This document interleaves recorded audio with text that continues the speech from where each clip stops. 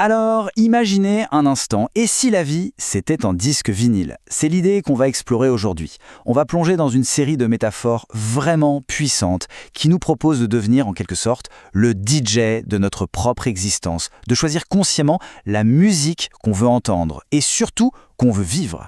Et tout part de cette image, vraiment frappante. Un saphir qui serait sur le point de se poser sur le grand vinyle de l'existence.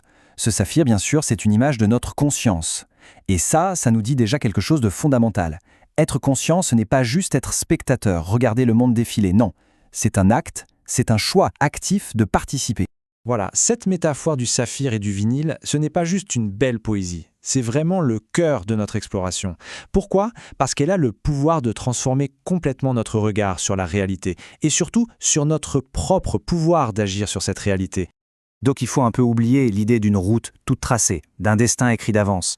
Il faut plutôt voir la vie comme cet immense vinyle, un disque avec une infinité de pistes, de possibilités. Chaque sillon, c'est une expérience potentielle qui attend qui attend que notre conscience vienne la jouer. Alors, si on décompose un peu cette image pour bien comprendre, le disque lui-même, c'est quoi? C'est la totalité de l'existence. Le sillon, c'est la structure même de la réalité, l'information qui est là. Et le saphir, c'est notre conscience pure. C'est l'outil, le lecteur, qui va lire l'information du sillon pour créer la musique. Et la musique, c'est notre expérience vécue. En fait, notre conscience, elle transforme l'information brute en une véritable symphonie. Et ça nous amène à un point crucial. L'idée, c'est qu'on n'est pas la musique, on est le lecteur. Sans notre décision, notre choix conscient de poser le saphir, le disque de la vie reste muet, silencieux. On n'est donc pas de simples auditeurs passifs, on est vraiment les explorateurs et même les créateurs de notre propre symphonie. D'accord, mais alors, comment on fait pour passer de simple auditeur à DJ de sa vie? Eh bien, il s'agit de prendre les commandes, de ne plus se satisfaire de la première piste qui se joue par défaut, mais bien de choisir délibérément la musique qui nous fait vraiment vibrer. Mais concrètement, comment ça fonctionne? Comment est-ce que notre conscience interagit avec le monde pour créer notre réalité? L'analyse qu'on étudie propose un processus assez simple, en 3 étapes. Et ce processus est vraiment fascinant. Première étape, notre essence agit comme un capteur. Le saphir capte les vibrations les plus fines du sillon de la vie. Deuxième étape, notre cœur prend le relais. Il joue le rôle d'amplificateur. Il reçoit ces données brutes et leur donne une couleur, un sens, une charge émotionnelle. Et enfin, troisième étape, on devient un émetteur. On diffuse cette vibration amplifiée, cette musique, dans le monde qui nous entoure. La vraie question devient alors, quelle musique est-on en train de diffuser, là, maintenant? Mais attention, il y a une mise en garde très importante ici. Le vrai danger, ce n'est pas de choisir la mauvaise chanson. Finalement, chaque expérience nous apprend quelque chose.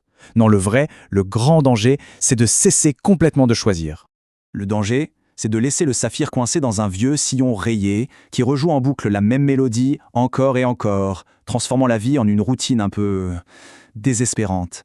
C'est un véritable appel à oser lever l'aiguille, à sortir de ce confort répétitif pour explorer d'autres pistes avec curiosité. Bon, on a beaucoup parlé du son, de ce choix actif de créer sa musique. Maintenant, on va basculer vers une autre métaphore, celle de la vue cette fois. Elle nous invite à une autre forme de conscience, non plus créer, mais percevoir ce qui est déjà là. Voilà, on passe vraiment de l'acte de choisir la musique à l'art beaucoup plus subtil de percevoir ce qui est déjà présent, mais qui reste souvent invisible pour nos yeux toujours trop pressés. Et pour ça, il y a une autre très belle image. Pensez aux particules de poussière qui flottent dans une pièce. On ne les voit pas, n'est-ce pas? Sauf si un rayon de soleil entre par la fenêtre et les illumine. Eh bien, la paix intérieure, c'est ce rayon de soleil. C'est la condition qui nous permet de voir danser toutes ces réalités subtiles qui sont toujours là, autour de nous. Et l'objectif, ici, ce n'est pas de conquérir ou de maîtriser cet invisible. C'est plutôt d'entrer en relation avec lui, de fraterniser. Et pour ça, on nous donne 4 clés. La paix intérieure, qui est la lumière qui révèle, l'abandon, le lâcher-prise pour ne rien forcer, l'ouverture, cette curiosité bienveillante, et enfin, le respect, pour reconnaître que ces autres dimensions ont leur propre logique. Alors toutes ces métaphores, le son, la lumière, ce ne sont pas juste de jolies pensées. Non, elles nous conduisent très concrètement à un carrefour, un point de décision, un choix fondamental qui a des conséquences très réelles sur notre vie. On se retrouve face à 2 chemins, 2 réalités possibles. D'un côté, le chemin de la stagnation. C'est un peu comme être coincé dans un petit espace, limité par la peur, à toujours chercher la lumière à l'extérieur. Et de l'autre, le chemin de l'expansion. C'est participer activement au flux de la vie, intégrer ses leçons et devenir soi-même la source de la lumière. Très bien, mais concrètement, qu'est-ce qui se passe quand on fait ce choix? Le choix de l'expansion, quels sont les fruits, les résultats tangibles de cette nouvelle façon de vivre? Eh bien, les bénéfices ne sont pas juste abstraits, loin de là. Ça se manifeste très concrètement dans le quotidien.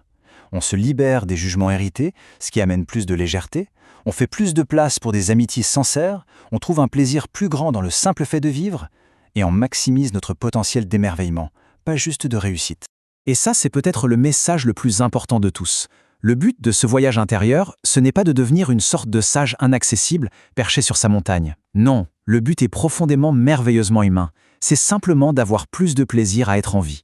En fait, en laissant tomber les vieux schémas et en s'ouvrant à ces réalités plus profondes, ce n'est pas juste une amélioration de sa vie, c'est bien plus que ça. C'est vraiment en commencer une nouvelle. Une sorte de renaissance, sur des bases beaucoup plus authentiques, beaucoup plus joyeuses.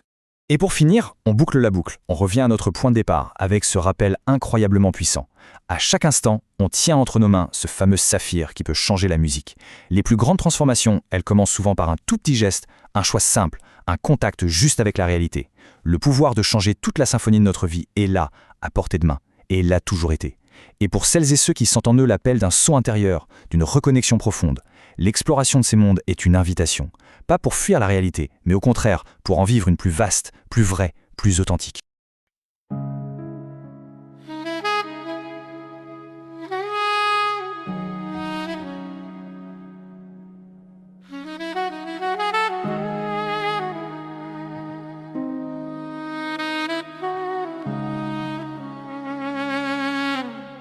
Dans le silence où tout commence,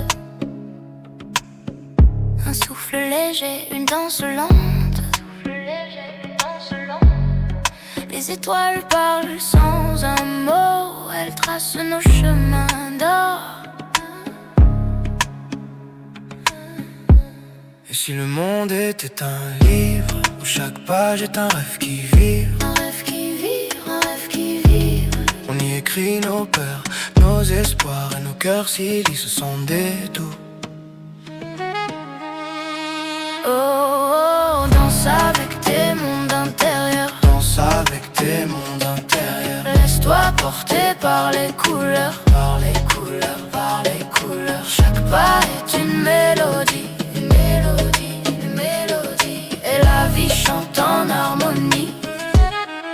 Les métaphores sont des ponts entre l'ombre et la lumière des fronts. La lumière des fronts, la lumière des fronts. Elles nous guident sans nous mentir vers l'essentiel qu'on vient d'écrire.